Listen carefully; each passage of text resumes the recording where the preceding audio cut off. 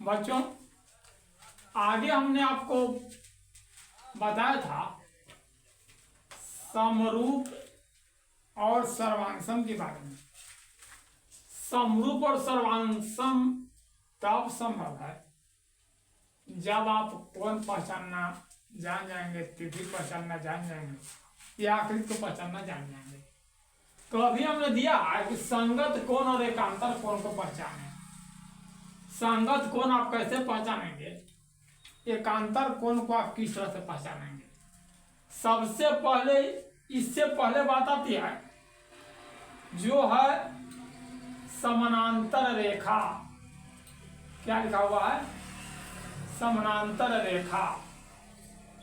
कहता है कि दो या दो से अधिक रेखा जो एक ही तल में हो और आपस में प्रतिच्छेद नहीं करता हो, प्रतिच्छेद में नहीं कटता हो। दो या दो से अधिक रेखा जो एक ही तल में हो, जैसे मान लिया जाए एल रेखा है, एम रेखा है, जो दोनों अलग अलग रेखा तिरा हुआ है। खींचा हुआ अलग अलग रेखा जो दोनों एक तल में है, ऊपर और नीचे है और आपस में नहीं कट रहा है। तो दो या दो से अधिक रेखा जो एक ही तल में हो और आपस में प्रतिच्छेद नहीं करता हो, तब हम उसे समानांतर रेखा कहेंगे। तो यहाँ देखिए क्या हो गया, एल समानांतर एम रेखा ही है। अब आगे क्षेत्र रेखा किसे कहते हैं? कहता है कि वैसे रेखा जो एक दूसरे को काटे, एक दूसरे को प्रतिच्छेद करे, तो उसे हम छेदक रेखा कहते हैं या प्रतिच्छेदक रेखा कहते हैं। जैसे यहाँ देखें, यहाँ देखिए ना, पी रेखा है जो क्या किया है, एल को भी काट दिया है और एम को भी काट दिया है। तो ए पी रेखा जो है से प्रतिच्छेदक रेखा है, जबकि एल और एम रेखा है जो समानांतर रेखा है, क्योंकि ये दोनों एक ही तल में है।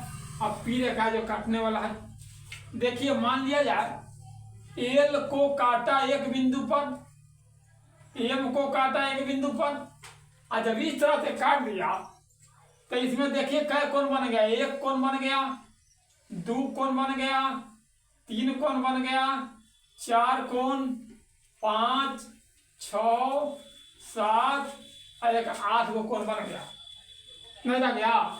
दो समानांतर रेखा को कोई एक तिर्यक रेखा प्रतिच्छेद करे तो तिर्यक रेखा के एक ही पक्ष में समानांतर रेखा के ऊपर या नीचे बने कोण को संगत कोण कहते हैं। समझ लो बात है। क्या हमने कहा, खूब अच्छा सा पहचान सकते हैं कौन कौन संगत कोण। फिर अच्छा से समझिए, सुनिए।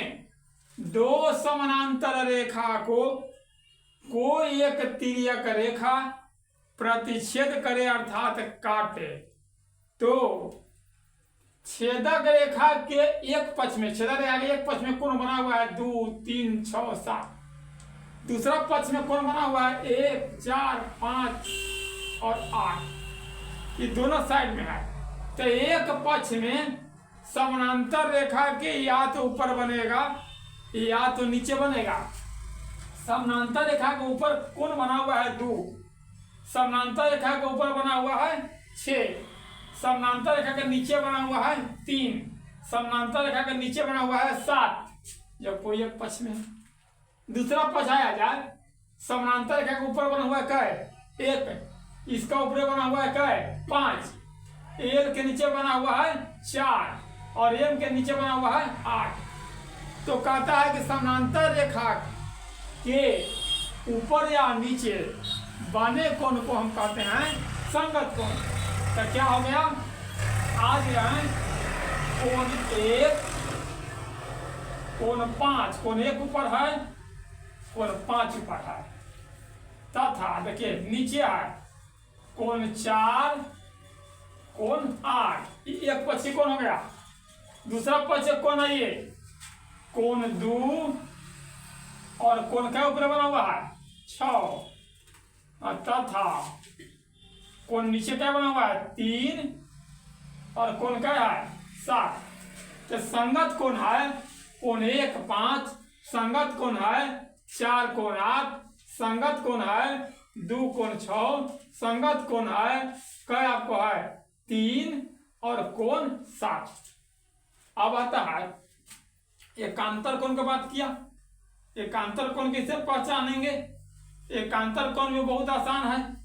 एकांतर कोण में कहा गया दो समानांतर रेखा को कोई एक तिर्यक रेखा काटे तो समानांतर रेखा के अंतभाग में, आप देखिए एल और एम रेखा है, आज इसके अंदर भाग में जो कोण बना हुआ है वो कितने कोण है?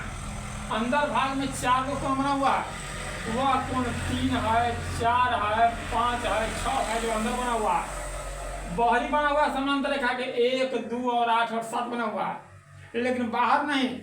अभी हमने अंदर की बात किया, क्या कहा दो समानांतर रेखा को कोई एक तिर्यक रेखा काटे तो समानांतर रेखा के अंतभाग में तिर्यक रेखा द्वारा बने तिरछा तिरछी कोण एकांतर कोण कहलाते हैं। समझ गया बात है?